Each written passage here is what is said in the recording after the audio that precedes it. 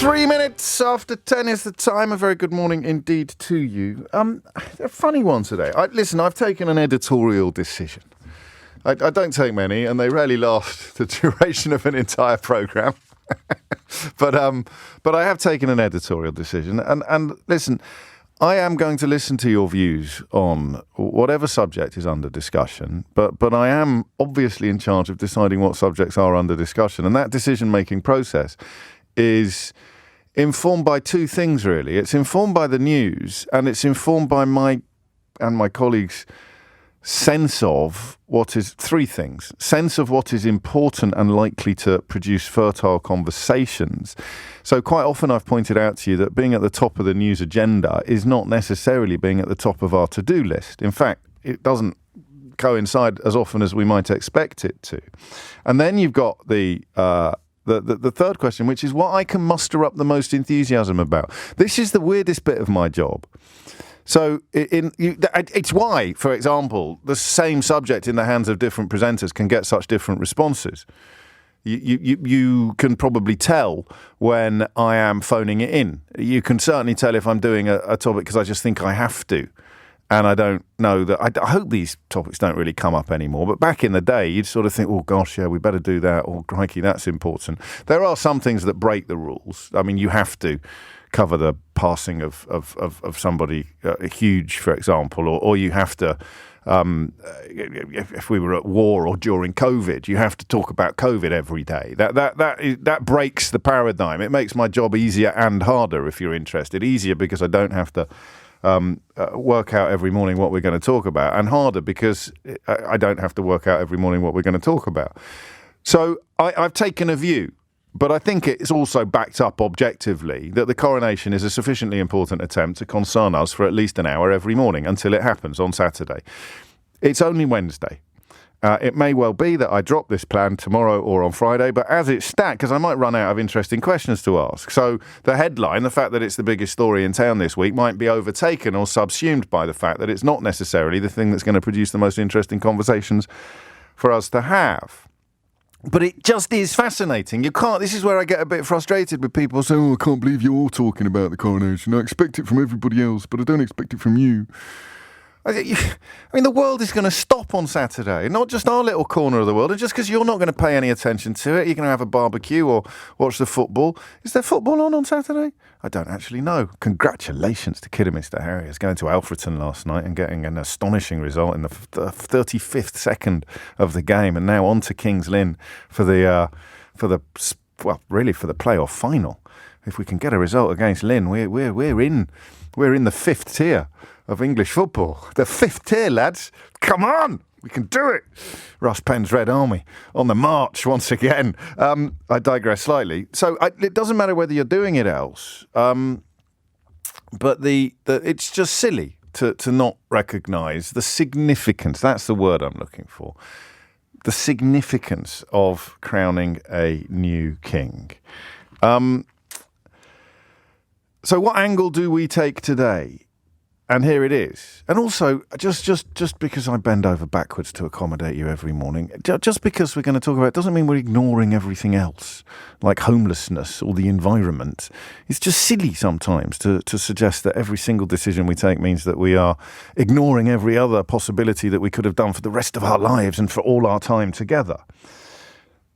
So that's my justification, which is designed 52% to persuade you that it is the correct thing to do and 48% to persuade me that it is the correct thing to do, because it isn't a no-brainer for me. It isn't an open goal. It isn't absolutely clear. Look, we're never going to spend 5 hours talking about Ules and wondering why the phones aren't ringing, but we are obviously on some mornings going to take a punt on a subject that is of significance. And the thing that interests me today is outside England. And I use England almost as a figure of speech, because you say the King of England. You don't say the King of Great Britain. You don't say the King of the United Kingdom. I mean, I know you can technically, but we say the King of England. Interestingly, yesterday I saw polling that suggested Wales and Scotland were a little less enthusiastic about the royal family than we are. But I want to cast my net still further. It's my New Year's resolution 2 or 3 years ago to start paying more attention to Scotland and Wales and Northern Ireland as well. And I've kept it. I've done a pretty good job. We have together, thanks to you, done a pretty good job of that. I don't think we've done a Welsh Wales-led phone-in yet, but we will when the opportunity presents itself. Possibly considered it when they renamed Snowdon. I didn't rename it. They sort of officially entitled it in the Welsh language, which it didn't quite make the grade for a phone-in, but it means I'm thinking about it. It's a bit different when it comes to the Commonwealth, when it comes to all the countries that King Charles becomes head of state of. And there's the first thing that perhaps you didn't know. He doesn't become head of state of all the Commonwealth countries. He becomes head of state of a mere, if that's the correct word, a mere 14 countries. So did you know this? He's become head of the Commonwealth, which is an association of 56 independent countries and 2.5 billion people, which is approximately 1/3 of the world's population. Did you know that? But of those 56 countries, only 14, in addition to the United Kingdom, will see him become head of state. These countries are known as the Commonwealth realms. Why didn't we know this?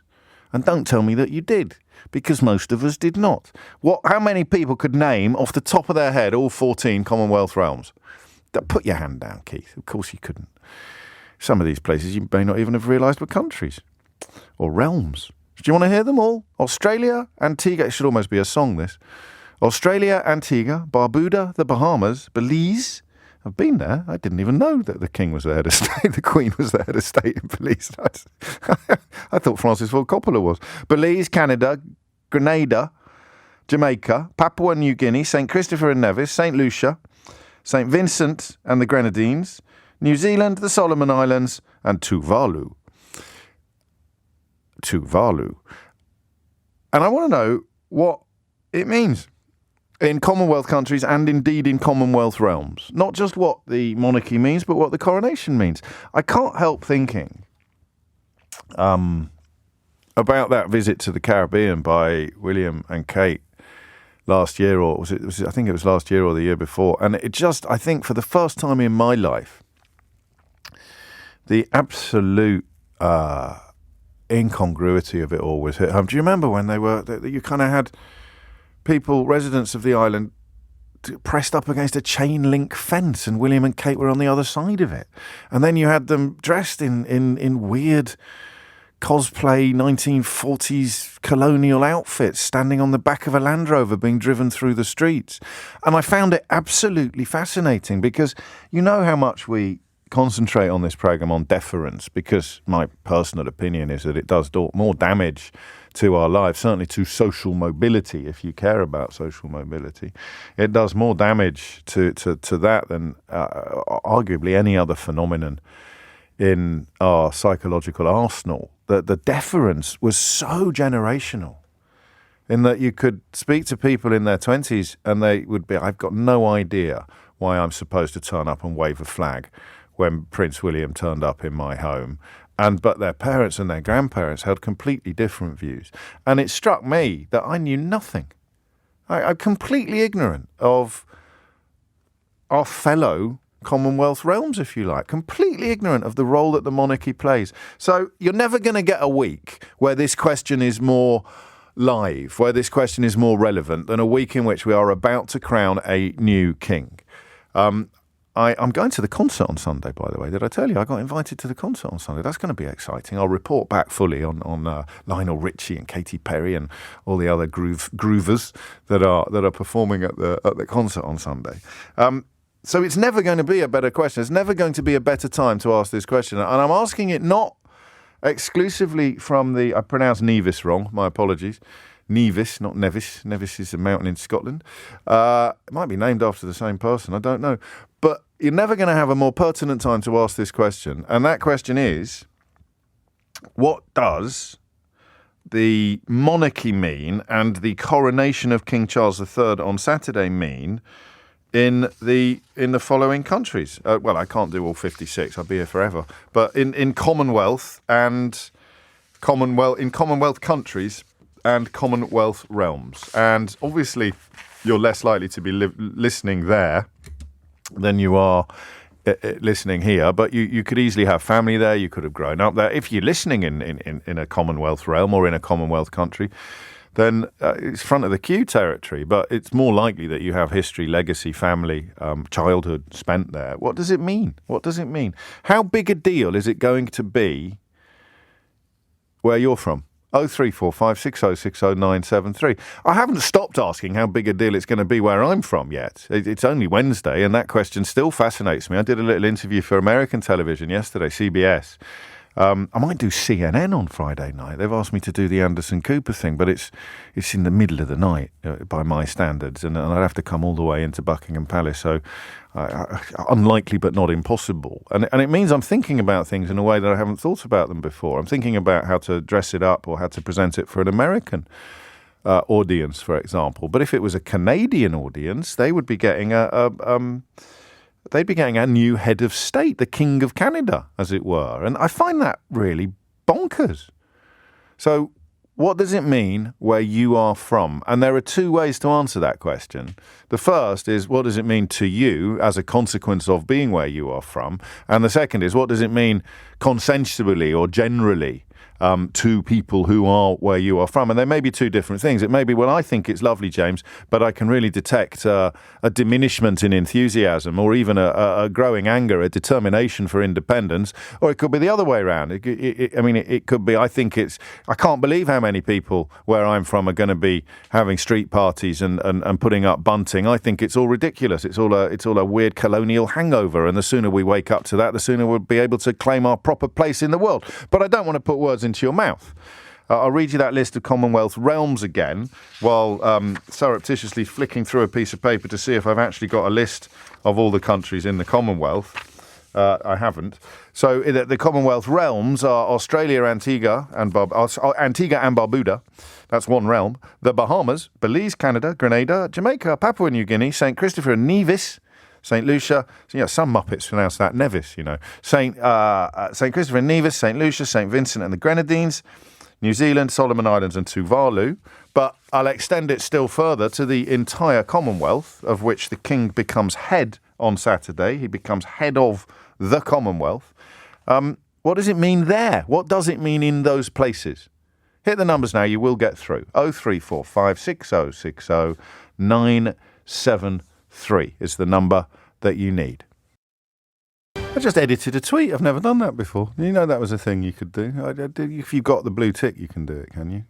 Can everyone do that? No, I can do it. But I haven't paid for my blue tick, by the way. They've given it back to people with over 1 million followers. So hard to keep track of these matters, and pretty hard to keep track of public feeling about the monarchy. Yeah, all right, that was a rubbish segue.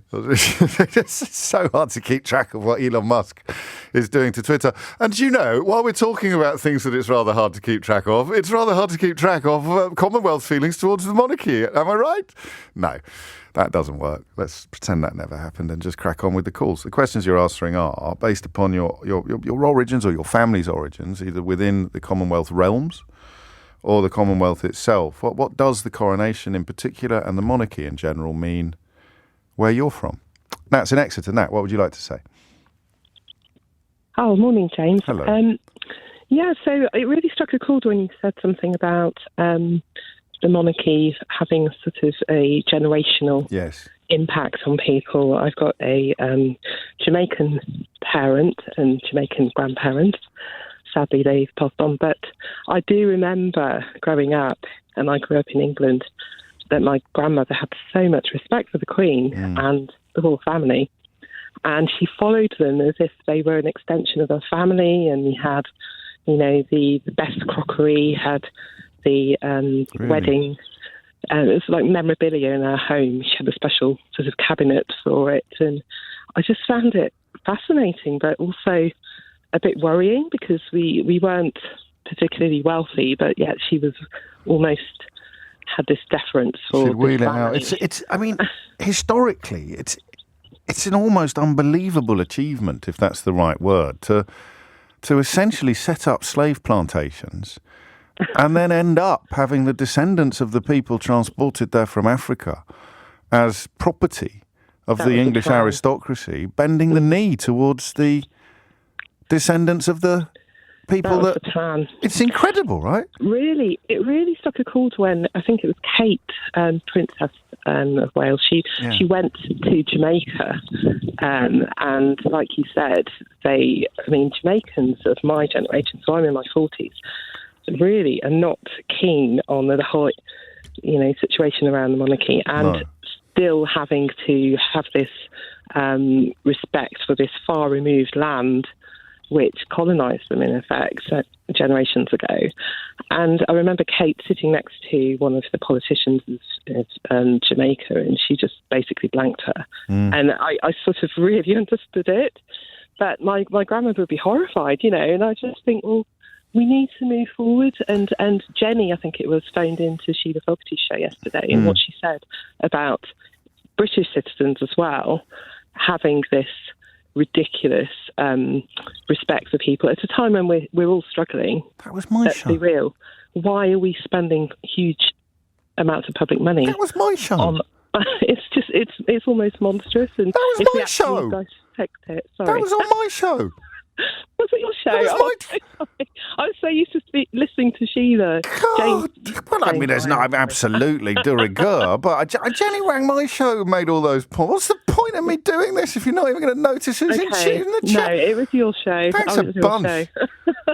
God, I bet you tick her name in the Radar Diary as well, don't you, when you've actually been listening to me? It was incredible, unbelievable. No, I'm teasing. It was an amazing call. I got an awful lot of love and feedback, actually. Brilliant. Because what she did, I think she managed to highlight, for want of a better word, she managed to highlight the ridiculousness of some of it without offending anybody. And I'm not sure that's an easy thing to do. I probably offended someone then by using the word ridiculousness, for example. Well, I think what Jenny was getting to was we are sort of removed from reality when it comes to the royal family. And, I'm looking forward to basically looking at an alternative day on Saturday, which is we're moving forward, and I'm a descendant of this in Jamaica. Yes. So we do have to sort of get feel as if the wheels need to turn, but it's not necessarily helpful. Which again is why Jenny's call yesterday garnered so much admiration. It's not necessarily helpful to kind of scream it in people's faces. Thank you, Nat. I like that, and more support for the generational divide. There's also, of course, geographical divide, as Carol points out. Good morning, James. She writes, Jamaica may be one of the larger islands, but it is not the whole Caribbean. Kate and William were very well received in the Bahamas on their trip to the Caribbean. Edward and Sophie also made a trip to St. Lucia, and that went very well. Any realm that wants to become a republic should do so with dignity and good humour, like Barbados. I guess. That's hard to argue with. John's in Wallington. John, what made you pick up the phone? Hi, James. Hello, John. I'm from St. Vincent. My wife is actually Antiguan. Okay. I think your line went down there. Did you say St. Vincent and the Grenadines? And the Grenadines, yes. Okay. And my wife is Antiguan. So I've grown up most of my life. I'm going to have to sort your phone line out. I don't know what's gone wrong with it since you got put through. My apologies, John, because it's not your fault. It's not our fault. It's just the way things unfold sometimes, but we'll definitely get that sorted. In the meantime, Raphael is in Newham. Raphael, what made you pick up the phone? Hi, James. No, this is a topic that really fascinates me. I grew up in South Africa, where there was a long, interesting legacy around royalty, because you probably know this, but South Africa left the Commonwealth in the early 1960s. Because of the apartheid policies of the then South African government. Right. And they returned in the 1990s, but were not with the royal family. The royal family was rejected. Okay. But when I grew up, there was the legacy of the Boer War. I'm now in my 50 years old. And my grandparents all grew up in the shadow of the Boer War, which you might know about. Yes, well, I do. Probably not as much as you do, but I'm not unaware of it. Exactly. I mean, it was where the British founded concentration camps, and they sort of put about 25,000, mainly white Afrikaners in concentration camps, but also black South Africans died in the tens of thousands. And there was a huge hatred for royalty among mainly Afrikaner South Africans. I didn't come from an Afrikaner family, but it was an intense hatred. It was famously intense. I think when Princess Elizabeth visited in the late 1940s, they turned their back on her, literally turned their back. Gosh. But I wanted to link it to Brexit. Don't hate me for this. Whoa, don't you hate people who bring Brexit into everything, Raphael? Honestly, you can't say what you want in this country anymore without being accused of bringing Brexit into everything. Okay, so you're guilty as charged. But there is a really fascinating overlap between the structure of the Commonwealth and the structure of the European Union. Okay. Which is to say that before Britain entered the European Union, it had an almost equivalent relationship with the Commonwealth. For example, Commonwealth citizens had freedom of movement, right? Right. So you could turn up in the UK, I think up until the late 60s or even early 70s without any... There was you had rights to live and stay in Britain. And I'm going to tell you a fun fact. Did you know that to this day, James, that to this very day in the United Kingdom, Commonwealth citizens are entitled to vote in general elections, in British general elections, without being a citizen of the United Kingdom? So if you come to Britain and you settle in Britain and you're a Commonwealth citizen, you have a vote in a general election in this country. And you can Google that if you don't believe me. Of course, I'm supremely unshocked by it. I'm sorry. I know you were expecting me to be more shocked, but I'm not. I mean, a lot of people. No, I'm sure a lot of people don't, and they will be shocked. Why did South Africa rejoin the Commonwealth in '94? Because apartheid collapsed. The whole policy of apartheid was the reason. But if there was this historical hatred of I see. It's a very good question. Thank you. I thought so too. It is a good question because the question is, why would any post-colonial state want to be part of what is No, that's not the question. The question is, why would a post-colonial state with the deep resentment you described want to join the Commonwealth? I can answer that. That's easy. Because the resentment was mainly, or the most intense resentment was one amongst white Afrikaner nationalists towards Britain. Okay. And that, of course, the end of apartheid was the end of Afrikaner nationalism. So when they lost the whip hand, so to speak, then the door was open for rejoining the Commonwealth. And finally, what sort of status will the coronation have in South Africa on Saturday? And what would attitudes towards the monarchy? How would you typify attitudes towards the monarchy? The same range of attitudes you'd probably get in the UK, from people who couldn't care at all, and to people who are stark staring bonkers and put pictures up on their walls. But that's interesting, isn't it? That's more. I mean, that's very interesting because I'm in the UK. I live here. I live in the same town that Charles lives in most of the time. So the idea that people on, for a figure of speech, the other side of the world are still similarly engaged is actually incredible. Oh, but the whole world is. But that's not to do with. I mean, that's to do with publicity. The royal family have successfully convinced the world that they're interesting. And this is a whole separate topic about why people are... No, I'm serious. No, I think it's a brilliant phraseology. I might pinch it if I go on CNN on Friday night. It's an amazing phenomenon why people around the world will tell you, what Queen Elizabeth has in her handbag or what Prince Charles likes to eat for breakfast. Yeah. But I mean, of course, you're polite and you pretend to be interested when people talk like that. What if nobody is? What if everyone's politely pretending to be interested? What if it's the greatest con since Now that's a movie. Isn't it? Yes, it is. Absolutely. It's like a Ricky Gervais, like The Invention of Lying or something like that. Absolutely apart from sort of, 8 Auntie Dorises and a couple of courtiers, everybody else is going, it's very... I mean, maybe that's what my introduction to the programme was this morning. I'm desperately trying to insist and explain it's important and it's significant and we have to do it. Well, actually, do we? I mean, I meant it when I said it. I still mean it now. But Raphael's point there about people pretending to be interested because they sort of think it's polite is an interesting one in and of itself. 10:30 is the time. Thomas Watts is here now with your headlines. It is 10:33 and you are listening to James O'Brien on LBC, where I'm interested in attitudes to the monarchy in other countries where the monarchy is a thing. There were reports yesterday about Scotland and Wales having changing views, different views from other parts of the United Kingdom. We may expand it to include that. But the attempts by right-wing newspapers to ramp up enthusiasm come under a little bit of scrutiny today. It is pointed out, for example, that the large survey about which the Daily Mail got very excited was commissioned by the former Conservative Deputy Chair, Michael Ashcroft, and found that well over half the UK would vote for a constitutional monarchy with less than a quarter against. But as we pointed out, when you dug into it, that there seemed to be quite a lot of MEH involved in that. Like, would you abolish the monarchy? No, it's a bit much. But on the other hand, would you found it tomorrow if we didn't currently have one? That's the question I'd be interested in the answer to. If we didn't currently have a monarchy, would you set one up tomorrow? Yeah, there, you see? Different answers perhaps to the same questions, or to similar versions of the same questions. But it is the realms outside of England in particular and the UK in general that intrigue me most. And the question of whether or not the mystique, which is a word I use advisedly, the mystique of the late Queen is not going to be playing a part in attitudes towards the monarchy as we move forward with King Charles III. John is in Wallington on a better phone line. John, you're from St. Vincent. I'll never forget a face, John. You're from St. Vincent and the Grenadines and your wife is from Antigua. Yes. Where were we?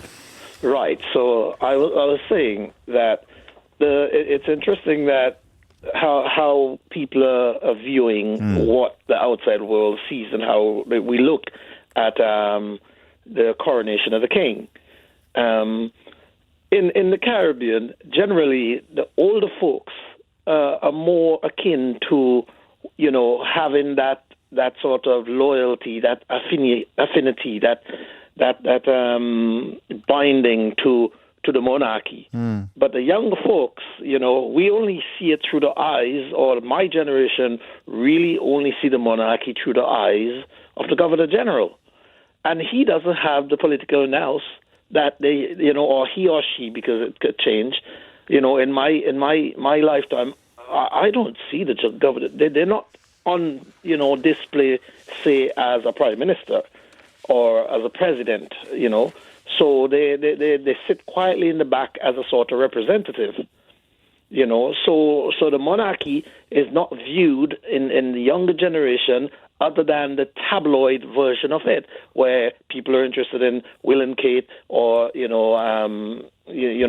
and Meghan. So more like they are celebrities, and the source of their celebrity is royalty, but it doesn't go any deeper than that. There's no fealty or deference or no, because you have to remember that in when the Commonwealth was formed and when the Caribbean was a younger place, so to speak, everything in the Caribbean depended upon, the system, the structure, the political structure of the system. So there was no room to reject or to rebel, really? Well, no, there wasn't, because the school system was predominantly, and still is, very English. Your legal system, until we formed the CCJ, was predominantly and still is pretty much steeped in English law. The education system, like I said, is pretty much steeped, and we are now reforming how history and how our curriculum is designed. So people of my generation don't really have that affinity because we were the change makers. How old are you? How old are you, if you don't mind me asking? 45. I nearly guessed 45. That would have been the guess that I went for. But because I'm working it out from history and from what you describe, and so you're neither older nor younger generation. You're the bridge over which opinions have passed from the older to the younger, and from which people are looking on either sides of the coin. Because my parents, are staunch, more or less royalists. Yeah. And the rum shop talk that you get, it would be like, oh, well, England is the place you have to go. My kids have to go to England to school. Yeah. I came to England predominantly because of my parents. Right. My and they would see that as a great success for the family when you. But don't laugh. But it's also, James.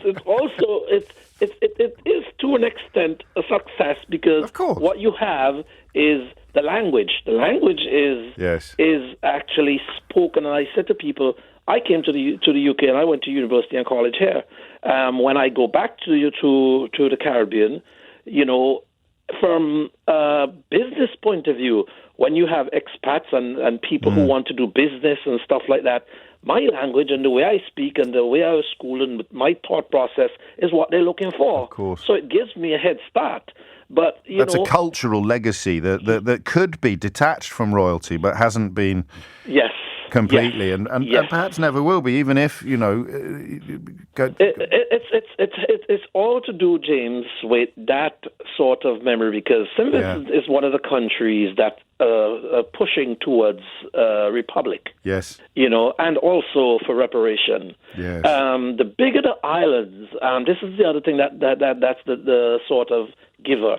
The bigger the islands are, which none Caribbean islands are really big, but the more relatively the higher the population number, if I want to put it that way, because I don't want to misinterpret this. The Caribbean islands are generally small, so we're looking at Trinidad, which is already a republic. Yes, Jamaica is heading that way. Barbados, ironically, is one of the smaller Caribbean islands, but has more economic clout. Okay. You see, and this is what the people need to understand. The size of Barbados is not a big Caribbean island, but the economic development in Barbados is what makes the difference. So the bigger the clout, or the bigger the population, or both, the bigger the belief that you don't need the umbrella of the UK anymore.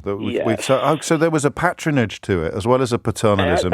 Yes, exactly. Okay. Exactly. So the smaller Caribbean islands, if you go to them like St. Lucia at the moment, and like St. Vincent, like I said, even though they're pushing towards republic, you would find people still, to an extent, not very much, because it's like leaving home. It's a bit, crikey, that's a bit, I might like to do that one day, but it's quite a traumatic thing to contemplate. It's a big move, because I wish people had felt like that about Brexit, John, but they didn't, did they? Because they never really felt the European Union was their home in the sense that people in St. Lucia think that the Commonwealth is. Say again?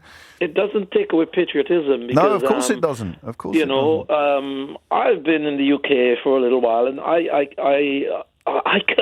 that's my home. St. Vincent is my home. Yes, I get it. Of course. And there's so much legacy in St. Vincent attached to the monarchy, because Princess Anne, I think it is, had a home in Mustique. Margaret. Princess Margaret had a home in Mustique.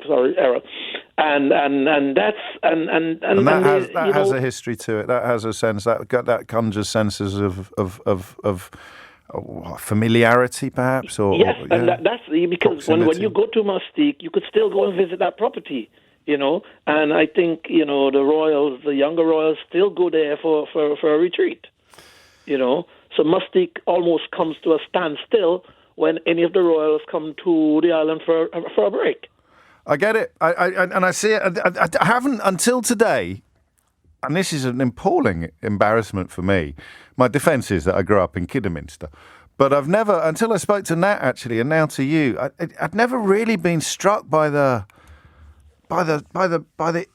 oddness of the descendants of an enslaved people. Feeling such fealty and deference to some of the key architects of slavery. Yeah, but we have moved on, because the original occupants of the smaller Caribbean islands would be descendants of the Caribs. Of course, So when they met the descendants of the Caribs there, so you have the Caribs and Arawaks. Yes. And our history was steeped on Columbus. Yes, of course. Which, was almost denying us the existence of what we when all the annals show, all the documentary of slaves being, the history of slavery on the island, Of course, of course. It's a bittersweet for the younger folks. It's a sort of a what should I say, culling off the tail for the older folks, because for them, they that's what they knew. And no one likes being told that what they knew was dodgy. In so many contexts, it's why culture wars are so effective, because people feel personally insulted when they're told that something they subscribe to quite unquestioningly is under modern mores and under modern moral frameworks considered to be inappropriate or unsuitable. It just doesn't need to be cloaked in the clothes of personal insult. And you haven't come close to doing that, John. It's a beautiful explanation for which I'm very grateful. Oh, I'm learning a lot today. Of course, perhaps one of the most, the word to describe what I'm about to illustrate that isn't offensive or indeed too rude to myself. It's the talking about the Caribbean in a homogenous way like that is something that I do very casually. I'm very unthinkingly, but it's clearly not helpful to understanding the broader issues. Thinking of all the islands as being somehow part of the same outlook or the same thought processes. Your size plays a part, location plays a part, history plays a part, indigenous or at least original population plays a part, and therefore you've got all these fascinating answers to what were relatively simplistic questions. I had a quick message from Matt. I could listen to this caller all day. Absolutely fascinating. That's for John in Wallington. I completely agree. It's 10:45. It is 10:49. Is it just? Hopefully, I'll get a reply in a minute. I don't think this is Idiot's Corner yet. It might be. It's certainly weird. So I mentioned I'm going to the concert on Sunday as a guest, not even as an ordinary punter. I won't go into the reasons why, but it doesn't have a great deal to do with my status as a member of the great and the good in this country. So John has replied, "Wow, you slipped in your obviously mandatory attendance at the concert there, James." And I'm fascinated to know, how would anyone end up thinking that I have to be at not even at the coronation, but at the concert? This idea that we can't go ahead if James O'Brien isn't there. I've replied to John's tweet, so hopefully he'll explain this thought process to me. That's why I'm not putting him in Idiot's Corner yet. But so we've got to go. James O'Brien, if James O'Brien doesn't turn up, he'll be punished. He'll be sent to the town. I mean, what do you mean? Do you know what the word mandatory means, John? Or are you a genuine? No beef, mate. No. Well, not unless Idiot's Corner counts as a slice of beef. But just genuinely, what is the thought process that leads someone to think that this particular gob on a stick is under orders? Would they be from the palace or would they be from my employers here? I don't think anyone else is going from the LBC presenting roster. So why is it only me that has been ordered? Well, anyway, if he replies, I shall let you know. 10:51 is the time. What does it mean? What does it look like? What is the relevance of Saturday's event? I mean, you said nuptials then. Saturday's event and the broader role of the monarchy in general. I'm probably going to knock this on the head at 11 o'clock. But if you do want to talk about it, and everyone is of a similar calibre to John and Alex and my other callers, then we may continue. So there are a couple of phone lines free, 0345 6060 973. Leshmi is in Cardiff. Leshmi, what would you like to say? Good morning, James. Hello. Love your show. Oh, thank you. I'm born and brought up in the UK. However, my parents are from India. They grew up in India, so I am of Indian origin. I go over to India loads of times. I'm from Kerala, been to Mumbai, love it. Now, India, of all countries, with the sordid British Empire history, they only gained their independence from the UK relatively recently, like 1975, 1947. Yes. And every year in India, we all have a little bit of, oh, yay, Indian independence in August, excellent, great, it's a day off, lush, it's a bank holiday, cool. Yes. And yet, they have no ill feelings whatsoever towards the British Empire because they understand as a country you can't change the past. And Okay. they've recognised the role that the monarchy has played, and the monarchy hasn't apologised. Can I press pause there? Yeah, sure. I mean, I'm not going to start Brit-splaining to you about India, a country that I've never even visited and certainly never studied. But that idea of you can't change there's no ill will or bad feeling because you can't change the past. I mean, that's a bit like saying you could defend a murderer by saying that, Leshmi. Because I mean, you can't change the past, so there's no point putting him on trial. No, what I'm trying to say is, in all of my cousins and things like that, they understand. Then there's no, they support the UK. They love the UK. They are calling me up saying, "Oh, are you having a party?" Oh, okay. So you're just keeping the two things separate. There might be some historical grievance, but it's not going to pollute the party that you're going to have when King Charles gets his new hat. They are calling me up as my cousins, going, "Oh my God, I'm so excited! This is so cool!" Really? And yes, because when I go over to India, I obviously and my son have a British accent. Yes. When we went to the Indian zoo in Kerala, they obviously go to school trips and they could hear me and my son having an English accent. Yes. I'm not joking, James. We were mobbed by a small little school because we had an English accent, and all these little Indian kids were like, "Oh my gosh, are you from the UK?" They were asking me and my son questions because they heard I had a British accent, and they were amazed. Well, that doesn't amaze me. That's an absolutely, I would have thought, inevitable upshot of the imperial legacy, the colonial legacy, and the cultural inculcation. No, it's not. Well, honestly, it must be. It is. No, it's not, because they are asking me, oh my God, are you from London? Wow, what's it like in London? You know, I completely. It makes you exotic, and it could. I mean, it arguably could cut the other way around. What's this got to do with the royal family? No. I promise you. I've been to India loads of times. The very fact that I mentioned I'm from London. I don't know why you keep. Why do you keep knowing me? The first time I met someone from India, I was fascinated to know what India was like. Yes. So I'm knowing you because I've been there so many times. I understand the difference between deference that you're from an exotic country versus deference to the fact that they think they're from Britain. And all of a sudden, I get treated more than any other foreigner because I'm like, why? They're like, oh, you're from the UK. And I was like, so? I'm a doctor from the UK. You must be amazing. I'm like, not really. That's deference. Yes. Because that's almost an extension of the caste system with English people put at the very top of it.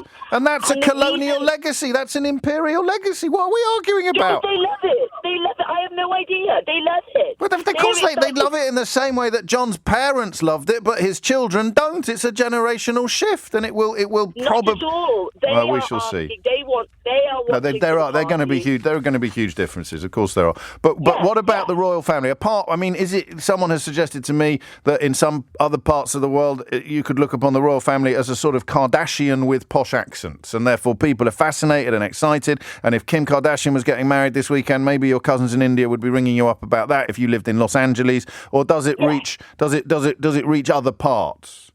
No, they are excited. Yeah. It's a celebrity, kind of, what do you call it? What's it called? Celebration. A celebrity celebration. Fascinated. Yes. Yeah, and I'm fascinated. Look, I'm not under any. I'm fascinated as well. That's what I'm fascinated as well. That's why I'm talking about it every day. But I think I'm fascinated by slightly different things from what you're fascinated by. I'm fascinated by why you're fascinated. Yeah. Because it's exciting. Why is it exciting? Okay, I have never seen a coronation before in my lifetime. Nor have I. I'm fascinated, like, what do they do, like, historically, why? This is interesting. Okay, and what happens then? What happens then?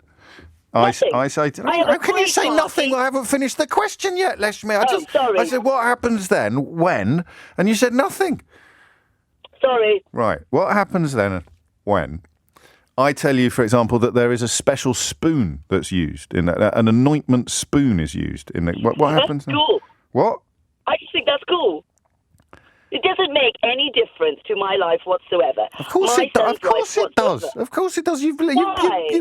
Because the bloke getting sprayed with a special spoon owns huge swathes of the country that you call home. I think it's funny.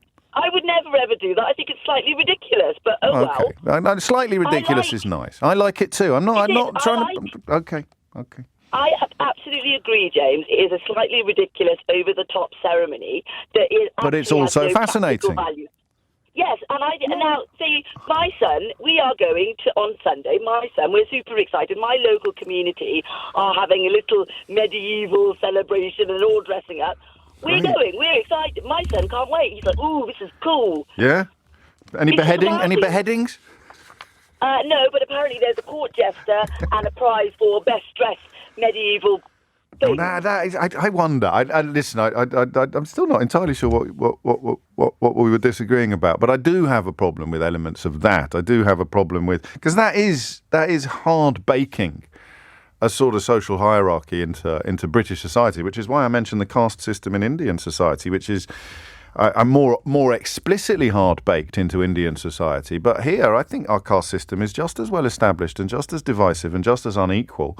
We just don't talk about it enough, you know. If I were to quote a hymn at this point in proceedings, there are no prizes whatsoever for guessing or predicting which hymn it would be.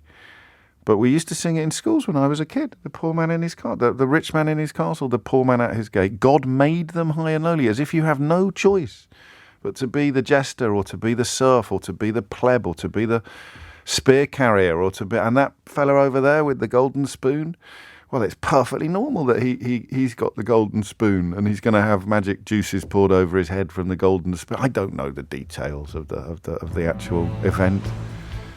got a bit frightened then by the music creeping up behind me. I sort of had the air of a guillotine. It's coming up to 11 o'clock. You are listening to James O'Brien on LBC. We'll see. I've got an Australian caller and a German caller, or from those territories. I'm quite interested, perhaps, to see whether. But of course, we've got 2 more days until it happens. So I will take an executive decision during the 11 o'clock news about what we do next. What we will certainly do, and PMQ is coming up at 12, of course, with Ben Kentish. But what I am keen to talk about is a mooted ban on cold calling. Now wait, because the reason why I find this interesting is pertinent to why I want to talk about it. I used to do it, like literally ringing people up unprompted out of the blue and trying to flog them something. I think it's the most soul-destroying thing in the world, whichever end of the phone you're on. 3 minutes after 11 is the time. All right, true or false? The ampulla and the anointing spoon are the 2 oldest objects used in the coronation. The ampulla is a vessel of fine gold in the shape of an eagle. It contains the holy oil, which is used to anoint the sovereign. The head unscrews to admit the oil, which is poured out through the beak. The date of the body of the eagle is said to be around the 14th century, but the goldwork wings and base were probably added in 1661 for the coronation of Charles II. Charles II, of course, coming back to the throne after we chopped his father's head off and put Oliver Cromwell in place. I mean, the history is genuinely fascinating. The pageantry is fascinating, but what concerns us most this morning is how we look to the rest of the world. How coincidental, then, that when I glanced up from my microphone a few moments ago, I saw 2 handsome gentlemen staring through the glass of the studio as if I were some sort of exhibit in an aquarium. And it turns out that they are here from News Talk ZB in New Zealand to cover the coronation. Michael Allen is the chief producer of the Mike Hoskin Breakfast Show, and somewhat unexpectedly, I thought I'd grab him and drag him into the studio. So thanks for coming in. No, thank you for having us, James. Have you recovered? I mean, have you got jet lag? Are you all right? Are you firing on all cylinders? Actually, this is my first time in London itself. So when I got here, it was a challenge, to say the least. Yes. But I think 3 days into it, we got here on Saturday. Feeling good now, firing on all cylinders. You're acclimatised. Yes. And so you're doing a big New Zealand breakfast show live from London every day this week. Yes, so we've been doing it every day this week, Monday to Friday, from 6 p.m. to 10 p.m. here, so time zones, so breakfast radio over New Zealand. We're the number 1 breakfast show, the Mike Hosking Breakfast, so about 500,000 listeners a day for New Zealand. Yeah, all right, mate. I get a brag in. I'd get a brag in.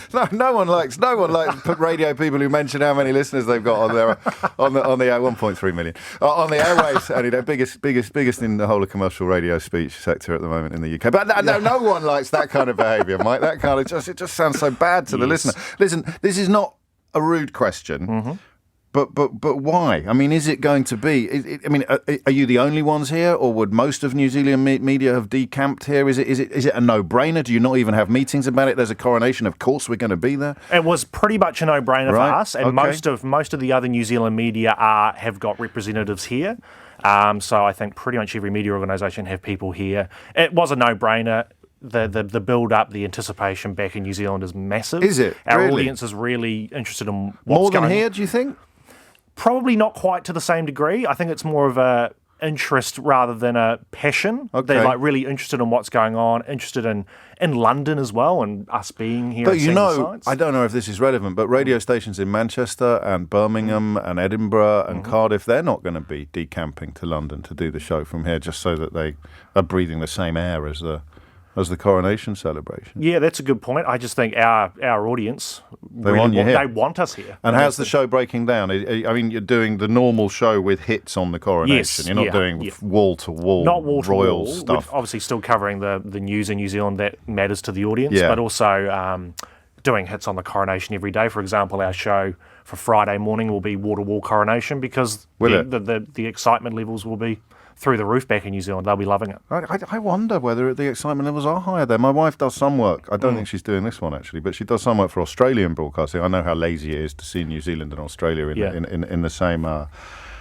same category. But I think it's a little bit different. I think that it's a different kind of excitement, and it could in some ways be greater in New Zealand and possibly Australia than it is here. Potentially. I think there's a debate, and there's a bigger debate about republicanism in Australia than I think there is in New Zealand. Yeah, so I think we're pretty happy with the monarchy and happy with the institution, happy with it being our head of state. Whereas Australia, they've got a Prime Minister who's campaigning for there to be a republic. Yeah, our Prime Minister is a Republican, but isn't campaigning to make us a republic at all. What does that mean? Does that just mean a sort of a calm pragmatist? Yeah, if it was up to me, we'd probably come out of the Commonwealth. We certainly wouldn't have the king as the head of state, even if we stayed in the Commonwealth. But it's not the biggest issue facing my government. Yeah. It's not. Forgive me, I don't know who your Prime Minister is. Chris Hipkins is our Prime Minister now. I could have given you Jacinda Ardern, but that's yesterday's news, isn't it? I think it's a really good question because, as he basically said to media this week, he's like, we've got bigger issues to deal with: cost of living, crime. Well, so have we, to be fair, Mike. But you wouldn't know it necessarily looking at the mouth. Yeah, I mean, obviously, last night, our newsroom got very excited. Well, not excited. That's the wrong word, but. With what happened down at Buckingham Palace last night. But as I say, I think there's a more active campaign in Australia than there is in New Zealand. There just isn't the mood to change. Any ideas I can nick? Have you got any great production ideas lined up? Because no one will be listening to both shows. I can't give away the secrets. No one's going to be listening to both shows, are they? You never know. You never know. I can't give away the secrets. You haven't got any games? You know, got any giveaways? Nothing? No. We're going to go buy some merchandise and be... If you want some of that, why not? Put a hat on you. News Talk ZB. Yep. And 6 to 10 our time. Yep. If people want to tune in and listen to what you're up to on the Mike Hoskin Breakfast Show. Yeah. Thank you, Michael. Thank you, coming James. in. That was a real pleasure. And from a New Zealander to Australia, Henry's in Melbourne to pick up the baton of how is it all being viewed? How's it being looked at from where you are, Henry? What would you like to say? Hi, James. Hello, nice mate. to speak to you. Likewise. I'm from England originally. That's a while ago. Yeah. Everyone here says I have a really strong English accent still. Do they really? You sound like Crocodile Dundee to me, mate. Come on, what do you want to say? I don't see much enthusiasm among people in Australia for the coronation. No. Well, none at all? I mean, because it's going to be all over your telly, isn't it? Isn't it? Yeah, there's quite a lot of coverage on the ABC for it, but after that, I don't think so. Maybe like the other news channels will send a correspondent, like the last presenter in New Zealand was saying. So it'll be an item. It'll be an item on the news rather than a traffic stopping event that dominates coverage for days. What about on Saturday? Will there be parties in Melbourne, down in Portobello? Or definitely not in Melbourne. No. Sydney? I'm not just going to list Australia. Is it Canberra? Alice Springs? Definitely not Alice Springs. I think I've run out of Australian cities now. So maybe in Perth, actually. Okay, so again, you're going to have geographical differences. And finally, because it's not a great line, how excited are you? Not at all. Oh. You don't get a special kudos on the day of a coronation as a swan around with your English accent, or your quasi-English accent, getting treated like sort of ersatz royalty. I do by the older people, there actually. There you go. No, again, you see, generational difference. Henry, take care, mate. Thank you for that. 11:11 is the time. Andrew's in Munich. Andrew, what would you like to say? Hi, James. Second time, long time. Thank you. Carry on. International language of radio. Do they say that in New Zealand? Hang on, I'm just going to ask them. I can see them through the glass. Do they say that in New Zealand? Do they say first time caller, long time listener? Damn right they do. It's absolutely international language of radio. Where were we, Andrew? What do you want to say? So my personal family connection is my father was a retired officer in the Canadian military. In the Canadian military, every regiment has a member of the royal family as their head of course they do, of the regiment. Yeah, and the king's still the head of state as well in Canada. Of course. And so for my father, when he was serving, it was Charles who was the head. Yes. My mother, back in the 60s, was awarded the Duke of Edinburgh Award. Yeah. And while the Queen was on the Royal Tour of Canada for our centennial, actually received it from her, so I had a chance to meet her. That's pretty cool. It was very cool. So for the whole family, I mean, we're all very proud of her achievements there. And so there's always been a more than usual, I would say, emotional connection to the crown. But it's all kind of fading away. Yeah. It's all becoming kind of a non-event. Since her passing, it's really just... So whenever I talk to my Canadian friends and family back home, I mean, there's this big question of, okay, what's happening with the currency? But other than that, no one's really It's really a non-event, and it's kind of sad. So we don't have obviously the problematic past that some of your callers from the Caribbean and from other places have. Ours is much more of a benign relationship, but yeah, it's from the generations. It's really becoming nothing. So there's no holiday, and that's happened really quick. That's happened really quickly. Then it's quite quickly. So so my grandparents, obviously they consider themselves to be essentially British. Okay. My parents had that emotional connection as I described, and for me it's kind of a nice kind of salute to the past, but it's not part of who you are. Going forward. It's not part of your identity. I think that's probably true here. I mean, the polling yesterday, albeit that some of the questions were quite loaded, had a very distinct generational shift with younger people not being. So I thought Mike was interesting, the New Zealander producer, because I didn't know that the Prime Minister of New Zealand was a Republican, but not what you would call a rabid Republican or a passionate Republican. That idea that, it is something we probably should move on from now, but we've got more important things to worry about. Whereas if it's part of your identity, that's going to be an offensive suggestion. This notion of the kind of relatively benign pragmatist who... That's why I like the question, Andrew. If you were setting it up tomorrow, would you go ahead with it? And if you answer quite a loud no to that question, it doesn't mean you'd abolish it. You wouldn't necessarily abolish it today. Abolish is a big word, a big idea. Exactly. It would be a clear no. And our Prime Minister has already come out and said essentially the exact same thing. Is that right? I didn't know that. We're not going to change anything. It's kind of just stay the course, but whatever. Now, in Canada, of course, you've got that's the English perspective, to be very clear. The French perspective would be is very slightly different. Yes, well. It's more than slightly different, yes.